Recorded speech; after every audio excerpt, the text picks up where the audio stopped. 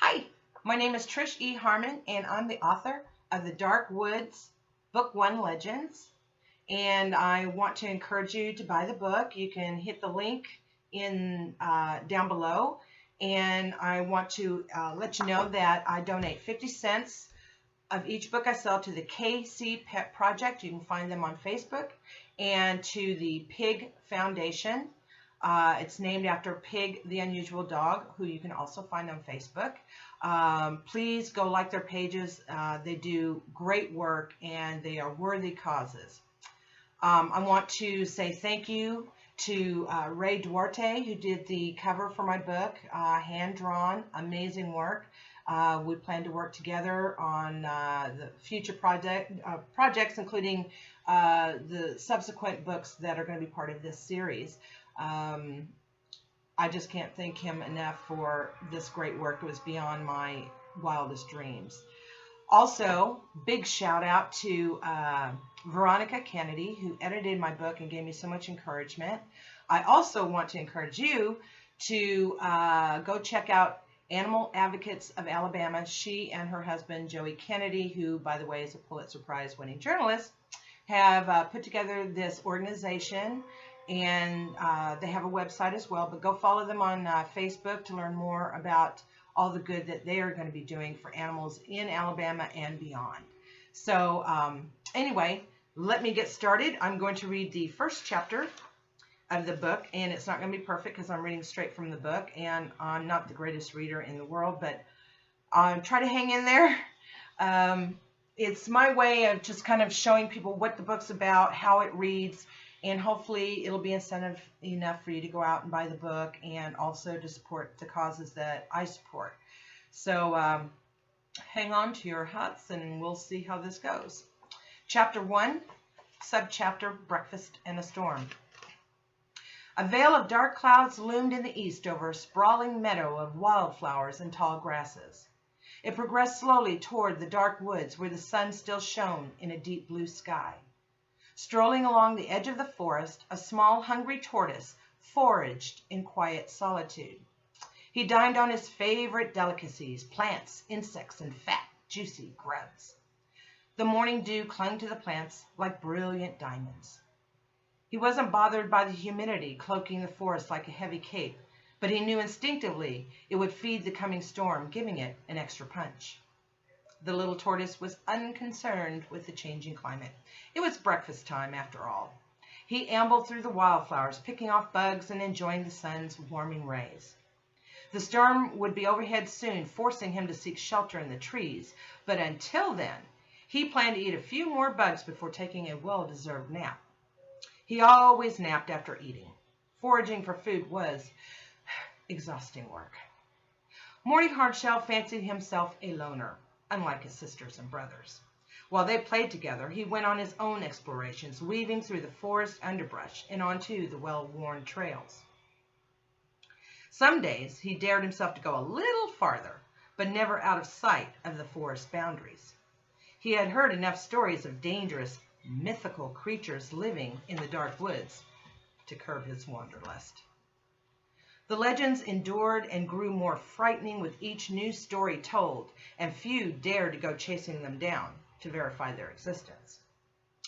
There was the creature of the Great Dismal Lagoon, which Morty knew little about. And then there was the big, hairy, upright beast whose story was popular with the new spring tortoises.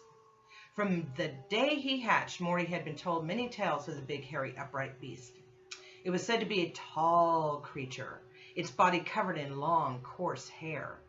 Despite its size, it was rarely seen. In its wake would be a lingering, foul odor, huge footprints in trampled bushes. Some of Morty's friends claimed to have seen it, but he had his doubts. Though the tortoise wasn't entirely convinced any of the stories were true, he thought about what his mother once told him. Curiosity killed the mole, or something like that. Though just an adolescent, Morty believed himself a wise tortoise. He knew how to separate fact from fiction. The legends of the dark woods were simply cautionary tales to keep the youngsters from venturing too far from home. The new spring tortoises believed almost anything, and that was fine with him as long as they left him alone. Morty found them to be a nuisance, always asking questions and begging him to play with them. He didn't have time for that nonsense. After another half-hour foraging, and while finishing off the last of a crunchy beetle, Morty was ready for his morning nap. He moved sluggishly, his shells scraping the ground because of his full belly. By now, a strong wind had swept in ahead of the storm, and the clouds eclipsed the sun. The blue sky turned gray, and thunder rolled in the distance. A heavy downpour was imminent. The little tortoise retreated into the trees. He looked forward to squelching around in the mud and traipsing through the puddles after the storm passed. He watched in awe as lightning webbed across the sky before ducking into his favorite napping spot in a hollowed-out pine tree. It was just big enough to accommodate him as he wriggled in backwards and settled under a blanket of soft moss. Looking out into the meadow, he watched for a moment as the sky finally opened up and the rain made its escape from the burgeoning clouds. With a smile of pure contentment, the little tortoise pulled himself into his shell and instantly fell asleep. Next subchapter, Shattered Dreams. The storm continued steadily for more than an hour, with heavy wind-whipped rain and an intense lightning show. After a brief pounding of pea-sized hail, it settled down and the rain eased into a light shower. The skies calmed as the lightning stopped and the winds died down. Morty was oblivious as he dozed in his tree shelter and dreamed of eating butterflies. He could fly high above the treetops in his dreams, so no butterfly was safe. He also could eat as much as he wanted without feeling full. Not surprisingly, he never stopped eating while he slept. He was a gluttonous dreamer. Abruptly, a loud and unpleasant sound jolted him from his shell. His heart raced as he poked his head out from under his mossy blanket. For a moment, he thought a tree had fallen, perhaps from a lightning strike. As he surveyed the area, it soon became apparent that the source of this rude interruption was far worse than a falling tree. It was Stanley. "Hey, Morty, what's up?" Sitting under his nose was Stanley Treeborn. The tiny green tree frog barely measured 2 inches from head to toe and looked quite harmless. One might say he was as cute as a pebble. That is, until he opened his mouth. The tiny frog's tiny mouth uttered anything but a tiny voice. It was, in Morty's mind, an abomination of nature. "You almost gave me a heart attack," scowled the tortoise. "Don't ever do that again." Clueless, Stanley blinked. "Do what again?" With a heavy sigh, Morty knew his nap was over. Stanley looked anxious to tell him something. "What's so important that you had to wake me up?" The gregarious frog hopped and pounced about, unable to contain his excitement. His large, bulging eyes widened, if that were even possible. "You know how we sometimes talk about going into the woods and actually seeing the great dismal lagoon for ourselves?" Morty didn't want to hear where this was going. "I say, why wait? We should go today, don't you think?" said the frog. "And get this, I have exclusive information from a very reliable source about a huge white snake," dramatic pause, "that can swallow a grown alligator." Morty rolled his eyes, but Stanley was not deterred.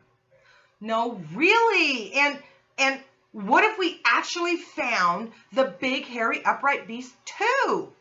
It would be like an expedition to find the greatest legends of the dark woods." Stanley couldn't believe Morty wasn't as excited as he was. He really needed to loosen up more. A snake that can eat an alligator. Morty wasn't impressed. He doubted there could be a snake that big in the forest. He had been thinking lately about venturing deeper into the dark woods, not because he wanted to find these so-called legends he'd heard so much about, but because he was bored. Boredom was his motivator over any sense of purpose. He didn't care about snakes or hairy beasts. He was simply bored. There was only so much he could do in his little habitat, and he'd done them 100 times already. Stanley sensed that Morty needed a little more persuasion. He saved the best for last. It's really true about the snake, Morty. I got it firsthand from Mitch, who told me that Howard told him that Eddie said that Terrence heard from Beavis that he saw it with his own 2 eyes. So you know it's got to be true. Blink, blink, hop, hop, bounce. Morty rolled his eyes again. Of course it must be true, Stanley, he said with a heavy sarcasm. If Beavis had said so, then how can I ever doubt it? Beavis was not a beacon of truth as far as Morty was concerned. His sarcasm was lost on Stanley as the little frog's face lit up. Really? He said as he studied Morty's face. So, how about it? Let's get going. Hold up, said the tortoise with one foot in the air. Okay, we can go, but only because I need a change of scenery, not because I believe all these silly stories. But let's wait until the rain stops. Besides, I'm feeling a little hungry. We should have lunch before we leave. To emphasize this point, Morty's stomach growled. Stanley frowned. He was a spontaneous type, and patience wasn't his strong suit. But it was clear that Morty would have the final say. He knew not to come between his friend and his food. He would be less grouchy on a full stomach anyway. Though Morty was feeling some apprehension, he couldn't help but wonder what secrets the dark woods held. Doubting the tales of hairy beasts and big white snakes didn't mean they weren't true, and that concerned him. There was probably some truth to the stories, but where did that truth lie? Regardless, having Stanley as a sidekick would probably prove more hazardous to his health than anything they might encounter. Stanley's voice could strip the bark off a tree. The rain was little more than a drizzle now, and Morty's stomach growled again. He was ready for lunch and wanted to test out all the new puddles and mud. Stanley was still frowning. Come on, he said to the sulking frog. Let's get some lunch and then we can go. The little frog brightened. He pounced onto Morty's head, leaned over, and looked him in the eyes. This is going to be super duper amazing, he said, then jumped down and out into the rain. Morty followed with a sudden rare enthusiasm. Stanley had a way of doing that to him, no matter how hard he resisted. Together, the tortoise and frog splashed in the puddles and made squelching noises in the mud. The storm brought out hundreds of earthworms. Lunch is served, thought Morty gleefully. I hope that turned out okay and you enjoyed it, and look for the second video with the second chapter. Thank you.